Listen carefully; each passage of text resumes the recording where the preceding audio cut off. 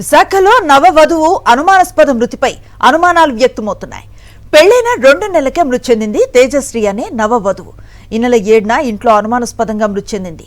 ఆత్మహత్య చేసుకుందని భర్త సోమేశ్వరరావు చెప్తున్నాడు. శ్రీకాకుళంలో సోమేశ్వరరావును అదుపులోకి తీసుకున్నారు పోలీసులు. తేజశ్రీని భర్తే హత్య చేశాడని ఆమె బంధువులు ఆరోపిస్తున్నారు. తేజశ్రీ సార్, ఇది 2 నెలలు అవుతుంది మ్యారేజ్ అయ్యి.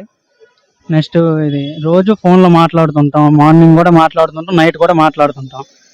ఈ సడన్గా మార్నింగ్ ఫోన్ చేసాం, అంతా బాగానే ఉంది అన్నది. ఫోన్ కట్ చేసేసరికి నెక్స్ట్ కాల్ ఇంకోసారి చేసేసరికి ఫోన్ అవ్వడం లేదు. ఫోన్ అవ్వకపోయే మళ్ళీ మేము ట్రై చేసాం, ఒక 50 కాల్స్ దాకా చేసి ఉంటాం అలాగా, కానీ ఫోన్ లిఫ్ట్ చేయలేదు. తర్వాత మా బావగారు చేసాం, ఫోన్ చేస్తే బిజీ వస్తుంది. బిజీ వస్తుంటే మళ్ళీ ఇంకోసారి ట్రై చేసాం, వాళ్ళ ఫ్రెండ్కి చేసాం, మా బావ వాళ్ళ ఫ్రెండ్కి చేస్తే అలా చనిపోయిందని చెప్తున్నారు. అప్పుడు దాకా బాగానే ఉంది, మాట్లాడింది అన్నది, సడన్గా చనిపోయారని చెప్తున్నారు. మ్యాక్సిమం వాళ్ళ మీద మాకు డౌట్ ఉంది, ఫుల్ డౌట్ ఉంది వాళ్ళ మీదే. ఎందుకంటే 2 నెలలు అయింది పెళ్ళి అయ్యి, రోజు ఏదో రకంగా అంటే మీరు మా ఇంకా డబ్బులు ఇవ్వాలి అంటే, ఇంకా బైక్ ఇవ్వలేదు అని బైక్ ఇచ్చాం, ఇంకా సార్ ఇవ్వలేదు, రోజుకు ఒక వేధించారు. అలాగా లాస్ట్కి ఈరోజు ఇలాగ అయిపోయింది. ఇదే అంశానికి సంబంధించి పూర్తి డీటెయిల్స్ అందిస్తారు మా ప్రతినిధి అనిల్. అనిల్, ఈ నవవధు ఆత్మహత్యకు సంబంధించి పోలీసులు ఎలాంటి వివరాలు చెప్తున్నారు?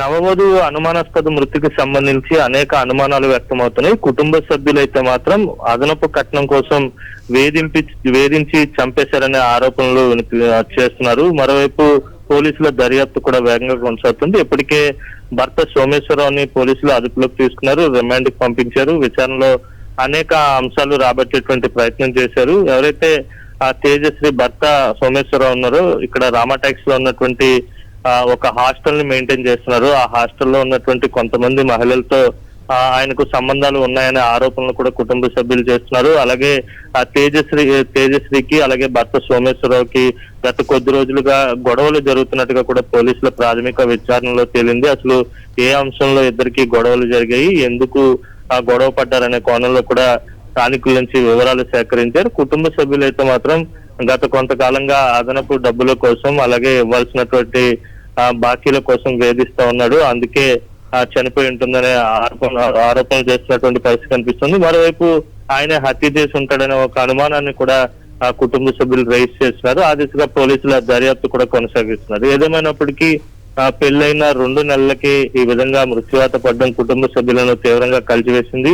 సోమేశ్వరరావు, తేజశ్రీ ఇద్దరిది కూడా శ్రీకాకుళం జిల్లానే. విశాఖపట్నం వచ్చి విశాఖపట్నంలో ఉన్నటువంటి కేఆర్ఎం కాలనీలో ఓ ఇల్లు అద్దెకి తీసుకుని అక్కడే నివాసం ఉంటున్నారు. గత కొద్ది రోజులుగా జరుగుతున్నటువంటి గొడవల కారణంగా మనస్తాపం చెంది ఆత్మహత్య చేసుకుందా, లేకపోతే ఏమైనా జరిగిందా అనేది ఇంకా తేలాల్సి ఉంది.